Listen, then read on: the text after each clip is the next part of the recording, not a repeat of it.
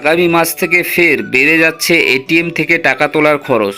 নতুন নির্দেশিকা জারি করলো আরবিআই রিজার্ভ ব্যাঙ্ক। তো বন্ধুরা, সে নিয়ে আজকের আপডেটটি আমি আপনাদের সাথে শেয়ার করতে যাচ্ছি যে আগামী মাস থেকে এটিএম থেকে আপনারা সর্বোচ্চ কতবার টাকা তুলতে পারবেন এবং সর্বোচ্চ সীমা অতিক্রম করে এখন আপনাদের কত টাকা বাড়তি চার্জ দিতে হবে, সমস্ত কিছু আপডেট আপনাদের জানাবো। তার আগে আপনাদের কাছে একটি রিকোয়েস্ট, যদি আপনারা এখনও পর্যন্ত আমাদের চ্যানেলটিকে সাবস্ক্রাইব করে না থাকেন তো চ্যানেলটিকে সাবস্ক্রাইব করে পাশে রাখবেন। ভিডিওটি ইনফরমেটিভ মনে হলে অবশ্যই প্রচুর লাইক শেয়ার করতে ভুলবেন না। স্বয়ংক্রিয় টেলার মেশিন অর্থাৎ অটোমেটেড টেলার মেশিন বা এটিএম থেকে টাকা তোলার খরচ বাড়ছে। এ ব্যাপারে নতুন নির্দেশিকা জারি করেছে রিজার্ভ ব্যাঙ্ক অফ ইন্ডিয়া। চলতি বছরের 1 মে থেকে সেই নিয়ম কার্যকর হবে বলে জানা গিয়েছে। তবে টাকা তুলতে সেই বাড়তি চার্জ দিতে হবে এমনটা নয়। আরবিআই নির্দেশিকা অনুযায়ী নিখরচায় টাকা তোলার সীমা অতিক্রম করলে এবার থেকে গ্রাহককে দিতে হবে অতিরিক্ত 2 টাকা।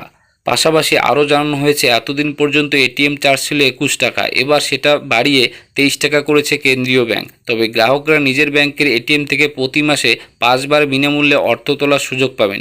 এর জন্য কোনো চার্জ দিতে হবে না তাদের। মেট্রো শহরের বাইরে দেশের অন্যান্য জায়গায় এর সীমা 5টি রাখা হয়েছে। 2022 সাল থেকে গ্রাহকদের এটিএম থেকে নগদ উত্তোলনের ক্ষেত্রে চার্জ চাপিয়েছে আরবিআই। গত 2 বছরে এতে কোনো পরিবর্তন করেনি কেন্দ্রীয় ব্যাংক। এবার চার্জ বৃদ্ধি করলে বিনামূল্যে লেনদেনের সীমায় হচ্ছে না কোনো রদবদল।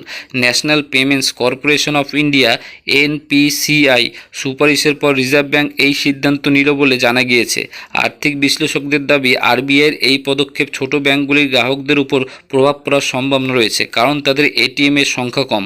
ফলে গ্রাহকদের বড় ব্যাংকের এটিএম এর উপর নির্ভর করতে হয়। ফলে গ্রাহকদের খরচ যে বাড়তে চলেছে তা বলাই বাহুল্য।